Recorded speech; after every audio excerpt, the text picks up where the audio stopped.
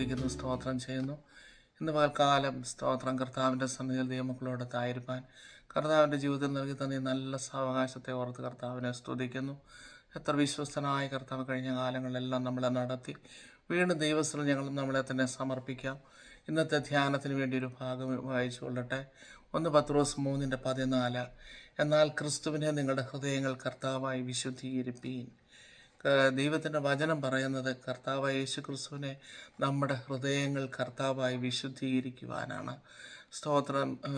സംഖ്യാപുസ്തകം 20:12 പറയുന്നത് പഴയ നിയമത്തിൽ, നിങ്ങൾ ഇസ്രായേൽ മക്കൾ കാണുക എന്നെ ശുദ്ധീകരിക്കുവാൻ തക്കവണ്ണം എന്നെ വിശ്വസിക്കാതിരുന്നത് കൊണ്ട് നിങ്ങൾ ഈ സഭയെ ഞാൻ അവർക്ക് കൊടുത്തിരിക്കുന്ന ദേശത്തേക്ക് കൊണ്ടുപോകുകയില്ല. അതിൻ്റെ അർത്ഥം മോശയും അഹരോനും ദൈവം പറഞ്ഞ് കൽപ്പിക്കാൻ പറഞ്ഞെടുത്ത് അവരാ പാറയെ 2 പ്രാവശ്യം അടിച്ചു. എന്നാൽ മത്സരികളെ എന്ന് പറഞ്ഞുകൊണ്ട് അവരാ പാറയെ 2 പ്രാവശ്യം അടിച്ചു. കർത്താവ് പറഞ്ഞത്, സർവശക്തനായ ദൈവം ആഗ്രഹിച്ചത് അവർ കൽപ്പിച്ചാൽ മതിയായിരുന്നു. അന്നേരം അതിൻ്റെ അർത്ഥം വിശുദ്ധീകരിക്കുവാൻ പറഞ്ഞിരിക്കുന്നത് വിശ്വസിക്കുക എന്നുള്ള മീനിങ് ആണ് ഇവിടെ വരുന്നത്. പഴയ നിയമത്തിൽ തന്നെ പറഞ്ഞിരിക്കുന്നത്, നിങ്ങൾ ഇസ്രായേൽ മക്കൾ കാണുക എന്നെ ശുദ്ധീകരിക്കുവാൻ തക്കവണ്ണം വിശ്വസിക്കാതിരുന്നത് കൊണ്ട്. അതായത് നമ്മൾ വിശ്വസിക്കുകയാണെങ്കിൽ നമ്മുടെ ഹൃദയത്തിൽ കർത്താവിനെ സ്തോത്രം വിശുദ്ധീകരിക്കുവാൻ പറ്റും. അതായത് വിശ്വസിക്കുക എന്ന് പറയുന്നതാണ് വിശുദ്ധീകരിക്കുക എന്ന് കർത്താവ് ഉദ്ദേശിക്കുന്നത്. റോമാലേഖനം 10:9-10 പറഞ്ഞാണ് നമ്മൾ സാധാരണ രക്ഷയിലേക്ക് നടത്തപ്പെടുന്നത്, അല്ലേ? സ്തോത്രം. നമ്മൾ അങ്ങനെയാണ് യേശുവിനെ സ്വീകരിക്കുന്നത്. അതായത് ആ വചനം ഇങ്ങനെയാണ് പറയുന്നത്, യേശുവിനെ കർത്താവെന്ന് വായി കൊണ്ട് ഏറ്റു പറയുകയും ദൈവവിനെ മരിച്ചവരിൽ നിന്ന് ഉയർത്തെഴുന്നേൽപ്പിച്ചു എന്ന് ഹൃദയം കൊണ്ട് വിശ്വസിക്കുകയും ചെയ്താൽ നീ രക്ഷിക്കപ്പെടും.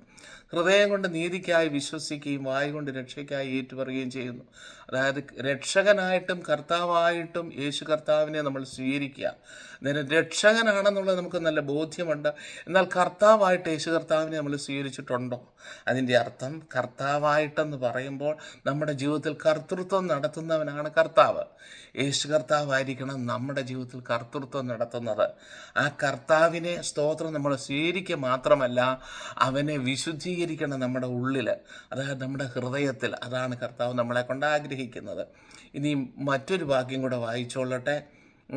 കൊലോസ്യലേഖനം 2:6-7 പറഞ്ഞിരിക്കുന്നത്, ആകയാൽ നിങ്ങൾ കർത്താവായ യേശു ക്രിസ്തുവിനെ കൈക്കൊണ്ടതുപോലെ അവൻ്റെ കൂട്ടായ്മയിൽ നടപ്പീൻ. കർത്താവ് യേശുവിനെ നമ്മൾ കൈക്കൊണ്ടു, നമ്മൾ രക്ഷിക്കപ്പെട്ടു, കർത്താവിനെ സ്വീകരിച്ചു. അതുപോലെ അവൻ്റെ കൂട്ടായ്മയിൽ നടക്കാനായിട്ട് കർത്താവ് ആഗ്രഹിക്കുന്നുണ്ട്. സ്തോത്രം. ഇംഗ്ലീഷിൽ പറഞ്ഞിരിക്കുന്നത് walk in him, that is walk in the word എന്നാണ് ഉദ്ദേശിക്കുന്നത്. അതായത് ക്രിസ്തുവിൽ നടക്കുക എന്ന് ഉദ്ദേശിക്കുന്നത് ദൈവത്തിൻ്റെ വചനത്തിൽ നമ്മൾ നടക്കുക. ദൈനംദിന ജീവിതത്തിൽ കർത്താവായ യേശു കർത്താവ് നമുക്ക് തന്നിരിക്കുന്ന ഈ വചനമായ ക്രിസ്തുവിനെ അതുപോലെ സ്വീകരിച്ച് അവനിൽ നമ്മൾ ദിനേന നടക്കുക എന്നാണ് ഉദ്ദേശിക്കുന്നത്. അവനിൽ വേരൂന്നിയും ആത്മീയവർദ്ധന പ്രാപിച്ചും ഞങ്ങൾക്ക് ഉപദേശിച്ച് തന്നതിന് ഒത്തവണ്ണം വിശ്വാസത്തിൽ ഉറച്ചും സ്തോത്രത്തിൽ കവിഞ്ഞുമിരിപ്പി. സ്തോത്രം.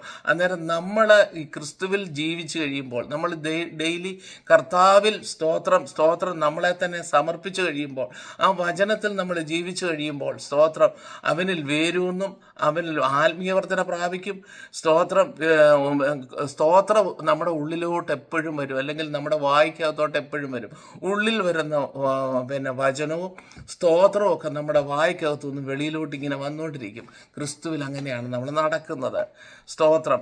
യോഹന്നാൻ 1:1 പറയുന്ന, ആദിയിൽ വചനമുണ്ടായിരുന്നു, വചനം ദൈവത്തോടു കൂടിയായിരുന്നു, വചനം ദൈവമായിരുന്നു, അവൻ ആദിയിൽ ദൈവത്തോടു കൂടിയായിരുന്നു, ആ വചനം ജഡമായി തീർന്നു. സ്തോത്രം. കൃപയും സത്യം നിറഞ്ഞവനായി നമ്മുടെ ഇടയിൽ പാർത്തു. അതാണ് യേശു കർത്താവ്. ആ യേശു കർത്താവിലാണ് സ്തോത്രം നമ്മൾ ദിനേന ആയിരിക്കേണ്ടത്.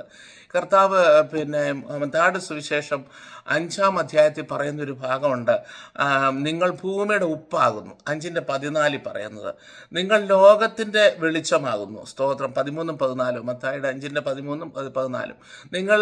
നിങ്ങൾ ഭൂമിയുടെ ഉപ്പാകുന്നെന്ന് പറയുന്നു. അടുത്തത് നിങ്ങൾ ലോകത്തിൻ്റെ വെളിച്ചമാകുന്നെന്ന് പറയുന്നു. ഈ ക്രിസ്തുവിൽ നമ്മൾ ദിനേന ജീവിക്കുകയാണെങ്കിൽ, നമ്മളായിരിക്കുന്ന ഓരോ സാവകാശങ്ങൾക്കകത്തും, നമ്മളൊരു പക്ഷേ ഒരു ഓഫീസിലായിരിക്കും, ഹോസ്പിറ്റലിലായിരിക്കും, ടീച്ചർ ടീച്ചറായിരിക്കും, സ്തോത്രം, ഓരോരുത്തർക്കും ഓരോ ജോലിയാണല്ലോ, സ്തോത്രം. ഇപ്പം അടുക്കളയിലായിരിക്കും, എവിടെയാണേലും ക്രിസ്തുവിൽ നമ്മളായിരിക്കുമ്പോൾ നമ്മളായിരിക്കുന്ന കമ്മ്യൂണിറ്റിയിൽ, നമ്മളായിരിക്കുന്ന ആ അവസ്ഥയിൽ വലിയ ചേഞ്ച് വരുത്താൻ കഴിയും. നമ്മളൊരു പക്ഷേ വാഗൊണ്ടൊന്നും പറഞ്ഞില്ലേലും നമ്മുടെ സാന്നിധ്യം തന്നെ അവിടെ ചേഞ്ച് വരുത്തുന്നതായിരിക്കും. അതുകൊണ്ട് കർത്താവ് പറയുന്നത് നിങ്ങൾ ഭൂമിയുടെ ഉപ്പാകുന്നെന്ന്. അതായത് ഉപ്പെന്ന് പറയുന്നത് എപ്പോഴും രുചി വരുത്തുകയും രണ്ടാമത് പ്രിസർവ് ചെയ്യുകയും ചെയ്യുന്ന കാര്യമാണ്. അന്നേരം ആ സൊസൈറ്റിയെ അത് നശിച്ചു പോകാതെ നിലനിർത്തുവാൻ തക്കവണ്ണം നമ്മളിലുള്ള ക്രിസ്തു നമ്മൾ അവിടെ ആയിരിക്കുമ്പോൾ സ്തോത്രം നമ്മളിൽ കൂടെ പ്രകാശിച്ചു കൊണ്ടിരിക്കും. അതുപോലെ ലോകത്തിന് ഇരുട്ടാണ്. ആ ഇരുട്ട് നിറഞ്ഞ ലോകത്തെ വെളിച്ചമാക്കി തീർക്കുന്ന നമ്മുടെ സാന്നിധ്യമാണ്. നമ്മളൊരു പക്ഷേ ഒന്നും സംസാരിക്കാൻ നമുക്ക് അറിഞ്ഞുകൂടായിരിക്കും, യേശുവിനെ കർത്താവിനെ കുറിച്ചൊന്നും പറയാൻ നമുക്ക് അറിഞ്ഞുകൂടായിരിക്കും. എന്നാലും നമ്മുടെ സാന്നിധ്യം ആ അവസ്ഥയിൽ, അല്ലെങ്കിൽ നമ്മളായിരിക്കുന്ന സൊസൈറ്റിയിൽ, നമ്മളായിരിക്കുന്ന ഗ്രൂപ്പിൽ, നമ്മളായിരിക്കുന്ന സ്ഥാപനത്തിൽ വലിയ ചേഞ്ച് വരുത്തും. യോസഫ് മൂലം ഫറവോനെ അനുഗ്രഹിച്ച ദൈവം, യോസഫ് മൂലം പോത്തിഫേറിനെ അനുഗ്രഹിച്ച ദൈവം, അതൊക്കെ അവർക്ക് ആ യജമാനന്മാർക്കത് മനസ്സിലായി. ഇവൻ മൂലമാണ് ഈ അനുഗ്രഹമെന്ന്. അത്ര പഴയ നിയമകാലത്ത് അത് അതിശക്തമായിട്ട് പ്രവർത്തിച്ച ദൈവം ഈ പുതിയ നിയമകാലത്ത് യേശു കർത്താവ് നമ്മുടെ ഉള്ളിലായിരിക്കുന്നിടത്തോളം സ്തോത്രം നമ്മളെ എത്രയധികം ഉപയോഗിക്കും ദൈവമക്കളെ. അതുകൊണ്ട് ഒന്നിനാലും ഭാരപ്പെട്ടു പോകാതെ വണ്ണം എപ്പോഴും ക്രിസ്തുവിൽ നമുക്ക് ജീവിക്കാം. ദൈവവചനത്തിൽ എപ്പോഴും നമുക്ക് ക്ലെയിം ചെയ്ത് മുന്നോട്ട് നീങ്ങാം. ഈ ദുഷ്ടത നിറഞ്ഞ ലോകത്തിൽ, ഈ അന്ധകാര നിമിടമായ ലോകത്തിൽ, സ്തോത്രം, ഈ സമാധാനം ഒട്ടുമില്ലാത്ത ഈ ലോകത്തിൽ നമ്മളാ ചേഞ്ച് വരുത്തേണ്ടത്. യേശു ക്രിസ്തുവിനെ വഹിക്കുന്നവരാണ് നമ്മൾ. നമുക്ക് ഈ ദേശത്തിൽ, ലോകത്ത് ചേഞ്ച് വരുത്താൻ കഴിയുമെന്നാണ് ദൈവവചനം പറഞ്ഞിരിക്കുന്നത്. കർത്താവ് പറഞ്ഞിരിക്കുന്നത് സ്തോത്രം, സ്തോത്രം, എന്ത് കർത്താവ് പറഞ്ഞിരിക്കുന്നതാണേലും അത് അതുപോലെ നടക്കും. നമ്മളത് വിശുദ്ധീകരിച്ചാൽ മതി. കർത്താവിനെ നമ്മുടെ ഉള്ളിൽ നമ്മൾക്ക് കർത്താവിനെ വിശ്വസിച്ചാൽ മതി. അതാണ് കർത്താവ് നമ്മളെ കൊണ്ട് ആഗ്രഹിക്കുന്നത്. ഈ വചനങ്ങളാൽ കർത്താവ് നമ്മളെ അനുഗ്രഹിക്കട്ടെ.